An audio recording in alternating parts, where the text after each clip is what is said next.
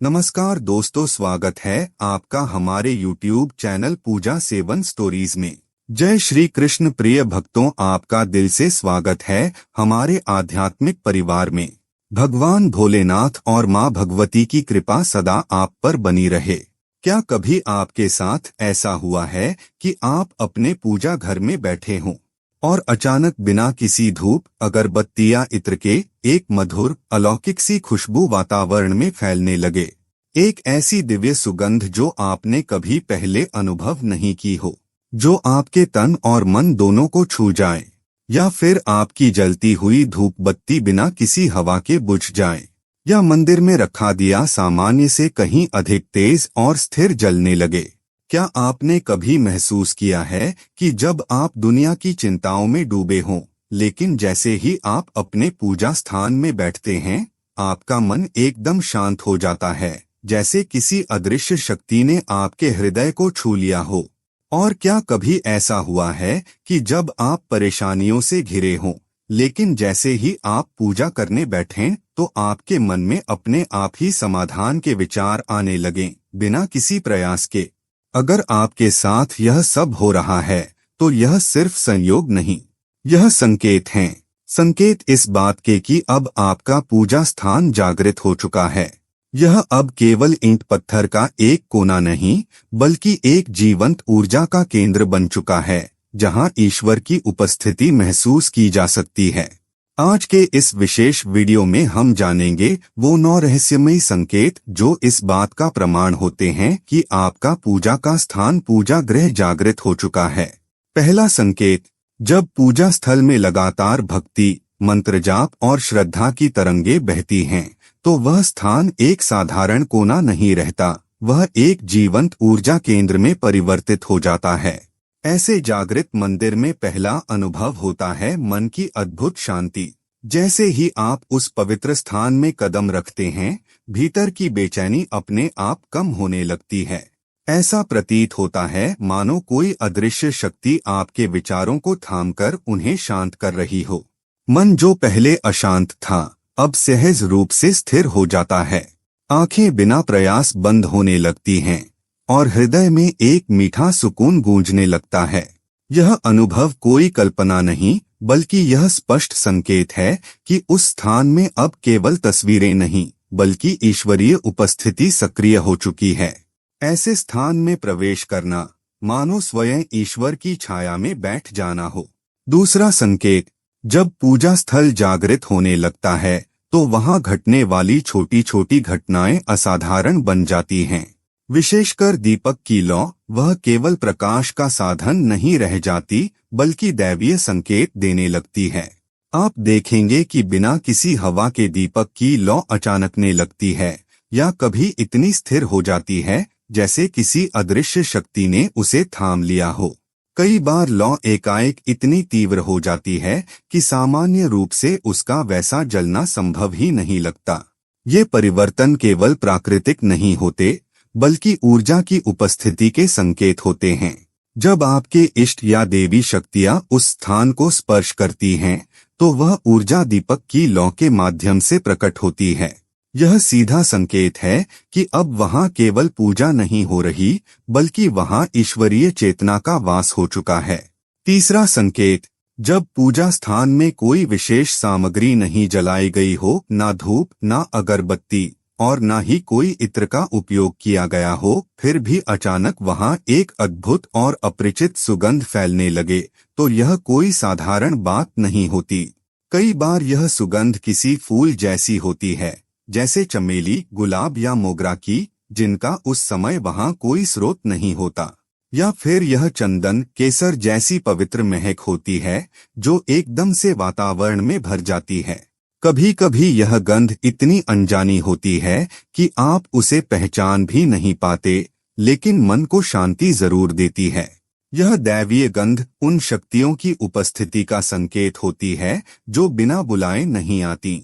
जब ईश्वर या देवी शक्ति किसी स्थान पर पधारती हैं, तो वे अक्सर अपने आगमन की अनुभूति ऐसी दिव्य सुगंध के माध्यम से कराती हैं। चौथा संकेत: जब आप पूजा स्थल में बैठकर मंत्रों का जाप करते हैं और अचानक शरीर में कंपन महसूस होने लगे, आंखों से अश्रु बहने लगे या सिर स्वतः ही झुकने या हिलने लगे, तो यह कोई साधारण घटना नहीं होती। यह संकेत है कि आपकी भक्ति ने ऊपरी लोकों तक पहुंच बना ली है।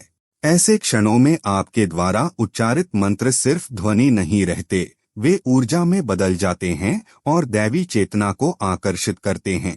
जब दिव्य शक्ति आपके समीप आती है या आपको स्पर्श करती है, तो शरीर उस ऊर्जा को ग्रहण करता है और उसी का परिणाम होता है यह कंपन, भाव विभोर होना या आंखों से बहते अश्रु।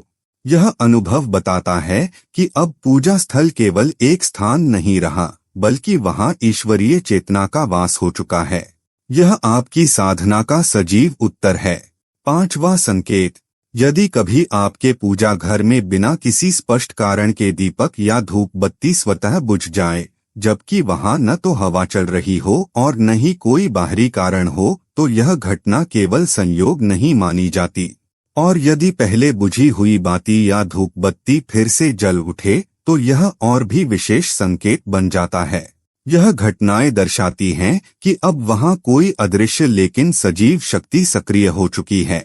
जब आपकी पूजा, साधना और श्रद्धा सच्चे भावों से की जाती है, तो दैवी शक्तियां उस स्थान पर उतर आती हैं और अपने होने का प्रमाण कभी कभी इन्हीं तरीकों से देती हैं।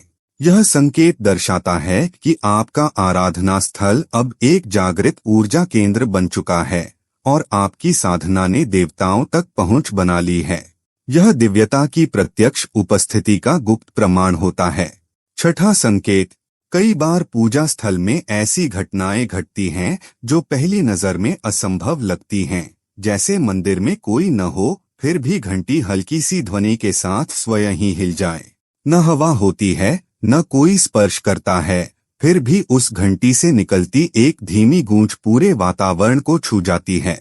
यह कोई साधारण घटना नहीं होती। यह संकेत होता है कि वहां दैवी चेतना का प्रवेश हो चुका है। ऐसी ध्वनि उस शक्ति की सूक्ष्म उपस्थिति की पुष्टि करती है जो अब आपके आराधना स्थल में सक्रिय हो चुकी है। जब देवी या देवता किसी स्थान में वास करते हैं, तो वे कई बार अपने होने का संकेत इसी प्रकार की हलचल से देते हैं।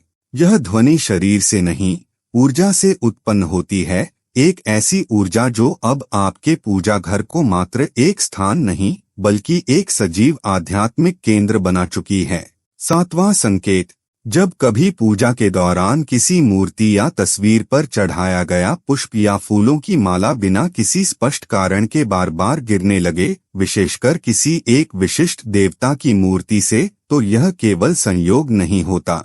यह एक सूक्ष्म संदेश होता है, एक प्रकार का दैवी संकेत। ऐसी घटनाएं कई बार साधक को उत्तर देने के लिए घटती हैं। यह संकेत हो सकता है कि ईश्वर आपको कुछ जताना चाह रहे हैं, चाहे वह स्वीकृति हो, चेतावनी हो या आशीर्वाद। कई अनुभवी साधक मानते हैं कि जब फूल अपने आप गिरते हैं, तो वह एक मौन वार्तालाप का हिस्सा होते हैं, जहां देवता अपने भावों को पुष्पों के माध्यम से प्रकट करते हैं। ऐसे संकेतों को नजरअंदाज न करें, क्योंकि यह आपके आराध्य द्वारा भेजा गया एक सूक्ष्म उत्तर हो सकता है जो केवल श्रद्धा से ही समझा जा सकता है। 8वां संकेत, जब कोई साधक पहले ध्यान में बैठते समय संघर्ष करता हो, पर एक समय के बाद जैसे ही वह अपने पूजा स्थान के समीप बैठता है तो ध्यान अपने आप गहराने लगे, तो यह बदलाव सामान्य नहीं होता। यह दर्शाता है कि अब वह स्थान केवल पूजा पाठ का कोना नहीं रहा, बल्कि एक ऊर्जा से संपन्न तपस्थली बन चुका है। वहां बैठते ही मन स्वतः स्थिर होने लगता है, बाहरी विचारों की हलचल थम जाती है और साधना सहजता से आगे बढ़ने लगती है। यह वही स्थिति होती है जब साधक को प्रयास नहीं करना पड़ता, बल्कि चेतना स्वयं ही भीतर खींचने लगती है।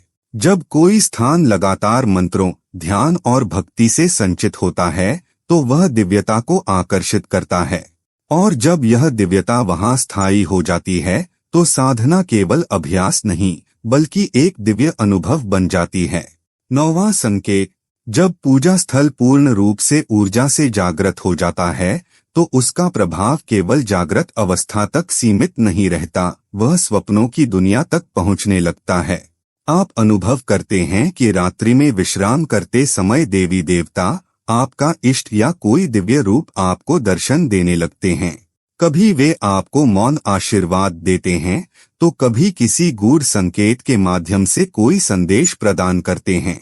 यह केवल सपना नहीं होता, यह उस चेतना की सीधी अभिव्यक्ति होती है जो अब आपके पूजा स्थल से जुड़ चुकी है। ऐसे स्वप्नों में कभी कोई मंत्र, कोई गुरु उपदेश या आने वाली घटनाओं की झलक भी मिल सकती है। यह अनुभव साधक के लिए अत्यंत महत्वपूर्ण होते हैं, क्योंकि यह दर्शाते हैं कि अब उसका मंदिर केवल एक स्थान नहीं रहा, बल्कि दैवीय संवाद का माध्यम बन चुका है। 10वां संकेत, जब आप किसी जागृत मंदिर में प्रवेश करते हैं और अचानक शरीर में झुरझुरी सी दौड़ जाए, रोंगटे खड़े हो जाएं या भीतर से एक सिहरन सी महसूस होने लगे, तो समझिए यह कोई सामान्य शारीरिक प्रतिक्रिया नहीं है। यह उस पल की प्रतिक्रिया होती है जब आपकी जीवन ऊर्जा मंदिर में उपस्थित दैवीय कंपन से स्पर्श करती है। यह अनुभव न तो ठंड से होता है, न ही भावुकता भर से, बल्कि यह आत्मिक संपर्क का संकेत होता है। ऐसे क्षणों में मन पूरी तरह शांत हो जाता है, चिंताएं जैसे किसी क्षण में विलीन हो जाती हैं। हृदय के भीतर एक विश्वास जागता है कि अब सब कुछ सही दिशा में जा रहा है। यह रोमांच, यह स्पंदन बताता है कि आप उस स्थान पर अकेले नहीं हैं, कोई दिव्य शक्ति वहां मौजूद है जो आपको देख रही है, महसूस कर रही है और आपको अपने स्नेह की छाया में ले रही है। दोस्तों, यदि इन संकेतों में से कुछ भी आपके पूजा स्थान में अनुभव हो रहा है, तो समझ लीजिए कि यह कोई सामान्य अनुभव नहीं है। आप धन्य हैं, क्योंकि अब आपका मंदिर केवल एक पूजा की जगह नहीं रहा, बल्कि वह एक जागृत तीर्थ बन चुका है, एक ऐसा स्थान जहां ईश्वर की ऊर्जा स्वयं प्रवाहित हो रही है। ऐसे स्थान पर हर दिन शुद्धता, प्रेम और श्रद्धा के साथ उपस्थित होना बहुत आवश्यक है। वहां आलस्य, अशुद्धता या क्रोध का कोई स्थान नहीं होना चाहिए। रोज वहां दीप प्रज्वलित करें, धूप बत्ती से वातावरण को पवित्र करें, प्रेम पूर्वक भगवान का स्मरण करें और उनके साथ मन से संवाद करें। जब आप उस जागृत स्थान में बैठते हैं, तो सिर्फ पूजा नहीं होती, वह स्थान आपसे बात करने लगता है। वहां बैठकर जो शांति मिलती है, जो समाधान बिना पूछे मिलने लगते हैं, वह किसी चमत्कार से कम नहीं होते। आपका पूजा स्थल अब ईश्वर का सजीव निवास बन चुका है। वो अब मौन नहीं, जागृत है, जीवंत है और आपकी आत्मा को छू रहा है। ऐसे स्थान में बैठना ही अपने आप में ईश्वर का स्पर्श पाने जैसा है।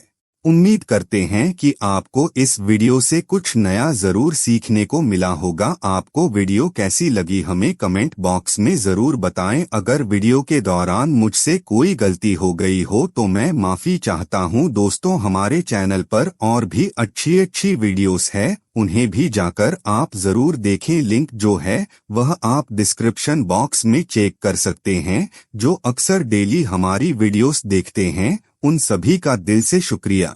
दोस्तों, अगर आपको ये वीडियो अच्छा लगा तो कृपया करके वीडियो को लाइक और कमेंट बॉक्स में हर हर महादेव जरूर लिखें और वीडियो को शेयर जरूर करें और चैनल को सब्सक्राइब करें। धन्यवाद। ओम नमः शिवाय।